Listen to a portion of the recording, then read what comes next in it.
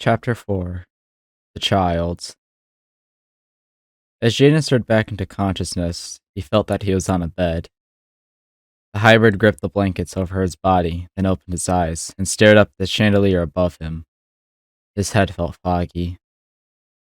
"You're awake," someone said to the boy's right. Gold. Jaden shifted over to glance over at the god. "Were you watching me sleep?" Jaden asked. Gold tilted his head.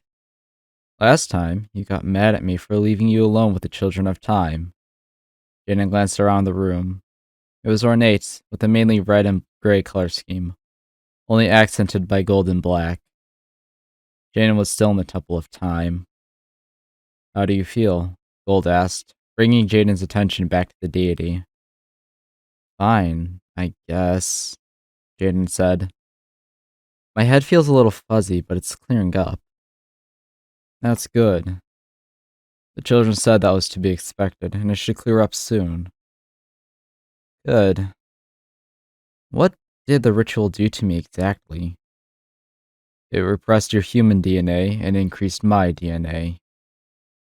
"Ah, you drank my blood," Gold said conversationally.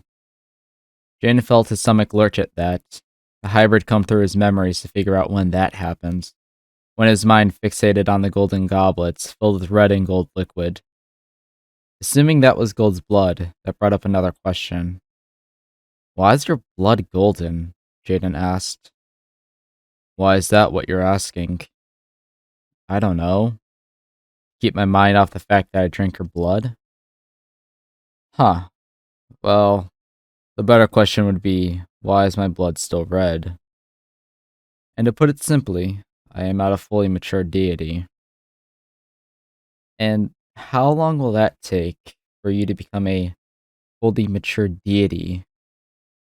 "Eh, about 600-ish years. Whenever I hit 1,000 years of age. My lord is 379 years, 4 months, and 3 days old exactly. It'll be 6 months and 6 days until he reaches 380 years of age. After that, it will take another 620 years until he is 1 millennia." A third voice intruded, the leader. Gold turned to look at the cult leader with mild irritation. "I thought you said, and I quote, 'we should let the boy rest,'" Gold said. "I did, and by now the scion has already recovered his strength and his body has adjusted to the changes. The time of recovery is 36 hours. The boy has rested for 24 hours. Taking into account his unique physiology compounded by his reawakened divine biology, the time of recovery should be about 18 hours. We allowed the extra 6 hours so he wouldn't leave in the middle of the night." "I'm sorry, but what changes? And I've been asleep for how long?" The leader walked up to Jaden and handed him a small mirror.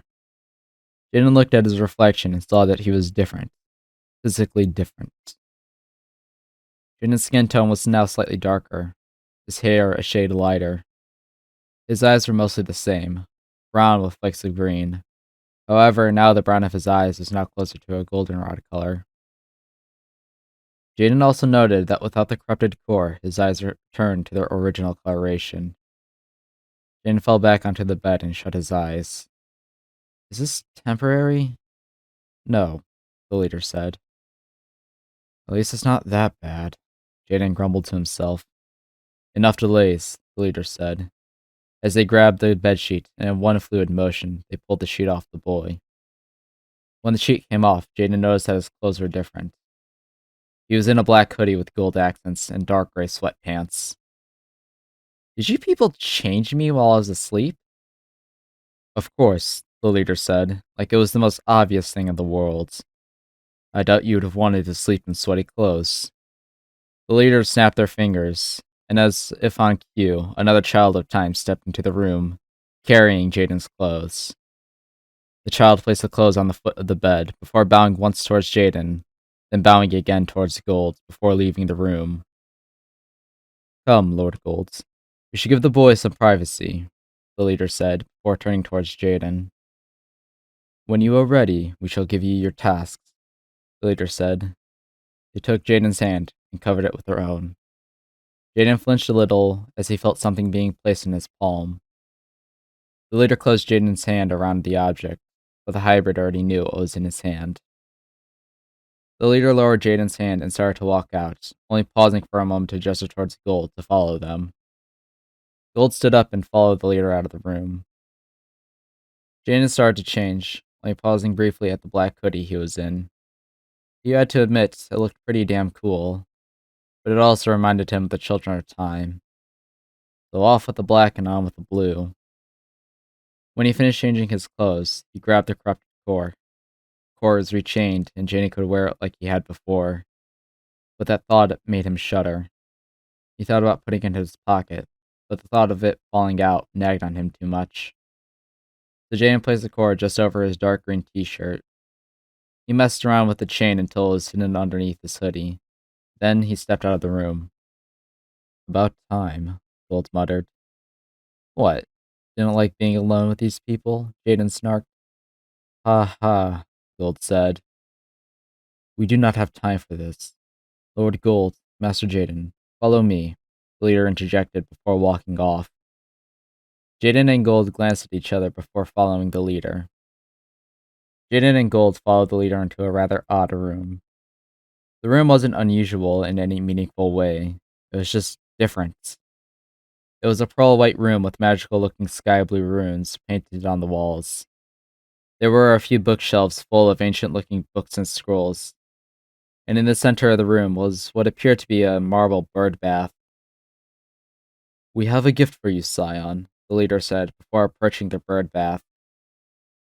So you said, Jaden said dryly. Before you were not ready for it, but now you are. The leader traced a glowing circle in the bird bath. The circle lit up and a small black box rose out of the circle. A ring box. The leader picked up the box and held it towards Jaden.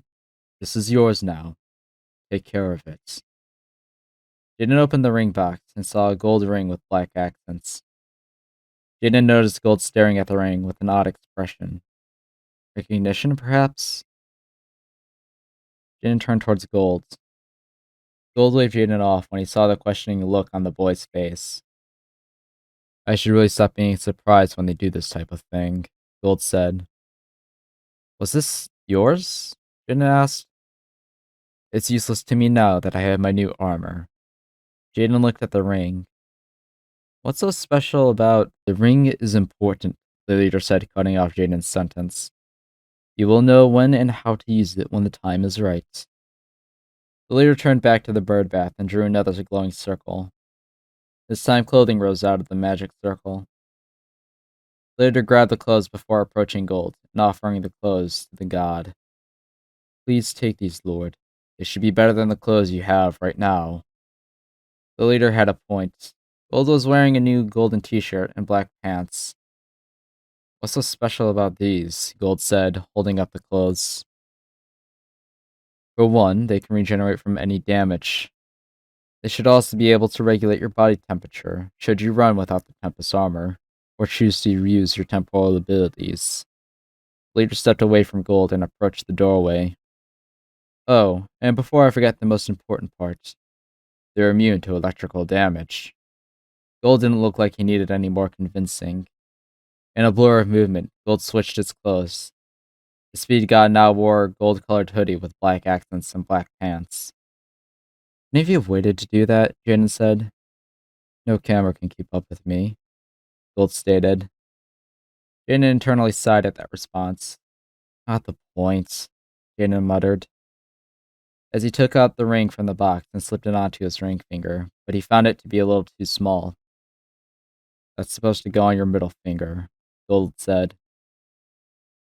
Jaden did what Gold told him and found that the ring fit his middle finger perfectly. Jaden frowned. Gold clearly knew what this ring was, yet he was being rather ambiguous about it. Jaden was brought out of his thoughts as he heard someone snapping their fingers. You two, the leader said.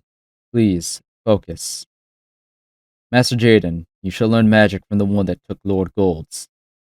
Jaden frowned while Gold made an irritated noise in the back of his throat. Magic? Yes, your other side isn't reliable. You'll need something more reliable than that. The leader turned towards Gold. That's where you come in. No, no, no, Gold started to repeat. But the leader ignored the god's preemptive refusal. Lord Gold, you must take the scion to the Temple of Magic as your ward. There he shall learn magic from God, the leader said, speaking over Gold's constant no's. Lord! The leader finally snapped at Gold. The god stopped saying no, but didn't turn towards the leader. You must also go with the scion. God might be able to help. The leader sighed. Perhaps there is some pattern to Auntie's attacks. That got Gold's attention. Gold turned to the leader. What do you know? Gold asked. It was less of a request and more of a demand. You know I cannot tell you, the leader spoke calmly. Gold had a dark look on his face, and the lights in the room started to flicker. That is rather unfortunate, Gold said, and the lights stopped flickering. Wait, back up a minute. God? Like, capital G God? Jaden asked. One and the same, the leader said, with a small nod. Gold let out an annoyed sigh. If you had any type of reverence for the divine, prepare to lose it all, Gold grumbled. What do you mean by that? Jaden asked. To put it simply, God is a child, Gold stated.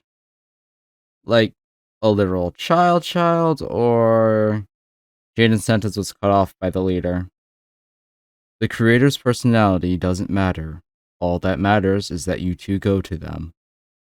Can't I teach the boy magic instead? Gold practically begged. You gave up your magic to the creator long ago. Also, the boy's power is unique. Only God can teach him, the leader stated. Gold let out a long groan. Gold's constant bemoaning of God was starting to become concerning to Jaden. Is God bad? Jaden asked. Because all I know is that God is a child, and Gold apparently doesn't like them. Gold and the leader glanced at each other before divulging into a full-body laughter.